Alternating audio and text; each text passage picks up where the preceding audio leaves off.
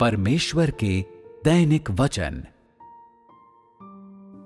परमेश्वर के धार्मिक स्वभाव को जानने के लिए व्यक्ति को अनुभव और कल्पना पर भरोसा नहीं करना चाहिए। जब तुम स्वयं को परमेश्वर के न्याय और उसकी ताड़ना का सामना करते हुए पाते हो, तो क्या तुम कहोगे कि परमेश्वर का वचन मिलावटी है? क्या तुम कहोगे कि परमेश्वर के कोप के पीछे कोई कहानी है और वो मिलावटी है? क्या तुम परमेश्वर को ये कहते हुए बदनाम करोगे कि उसका स्वभाव पूर्णतः धार्मिक होना आवश्यक नहीं है?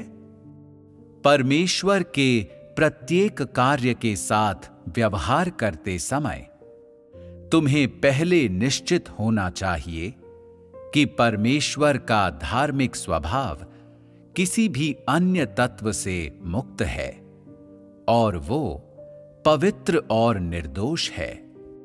इन कार्यों में परमेश्वर द्वारा मनुष्य को मार गिराना, दंड देना और नष्ट करना शामिल है। बिना किसी अपवाद के परमेश्वर का हर कार्य एकदम उसके अंतर्निहित स्वभाव और उसकी योजना के अनुसार किया जाता है और उसमें मनुष्य के ज्ञान, परंपरा और दर्शन का कोई अंश शामिल नहीं होता। परमेश्वर का हर कार्य उसके स्वभाव और सार की अभिव्यक्ति है, जिसका ऐसी किसी चीज से संबंध नहीं है जो भ्रष्ट मनुष्य से संबंधित हो।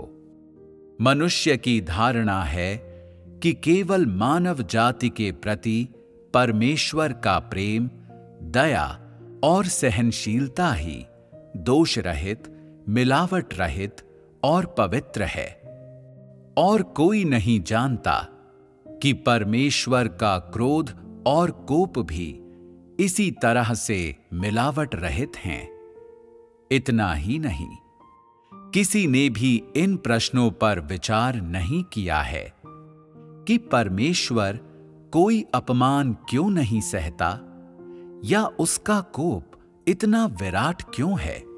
इसके विपरीत कुछ लोग गलती से परमेश्वर के कोप को बुरा स्वभाव समझ लेते हैं, जैसा कि भ्रष्ट मनुष्य का होता है, और परमेश्वर के क्रोध को भ्रष्ट मनुष्य के क्रोध के समान ही समझने की गलती करते हैं।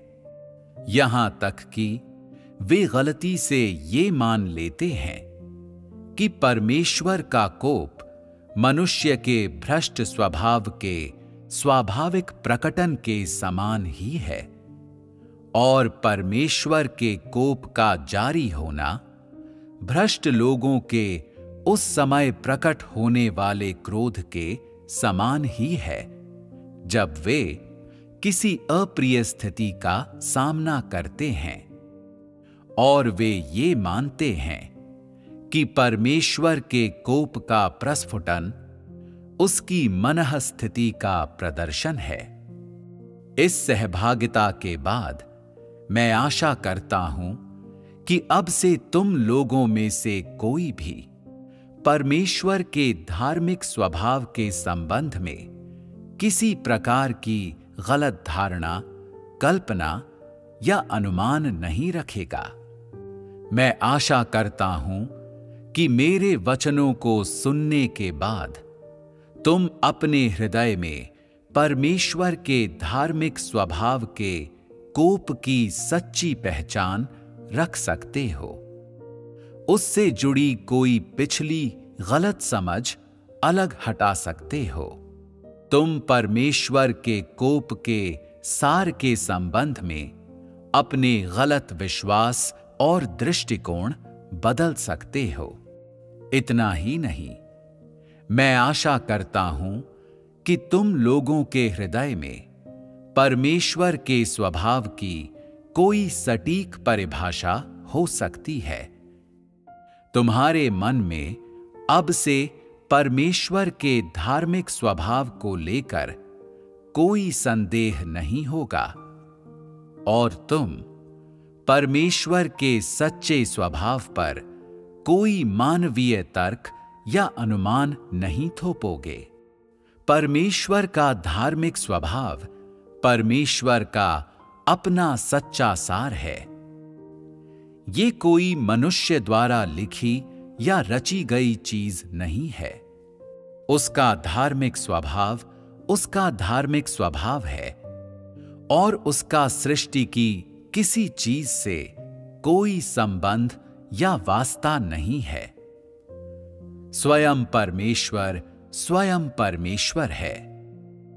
वो कभी सृष्टि का भाग नहीं बन सकता और यदि वो सृजित प्राणियों का सदस्य बनता भी है तो भी उसका अंतर्निहित स्वभाव और सार नहीं बदलेगा।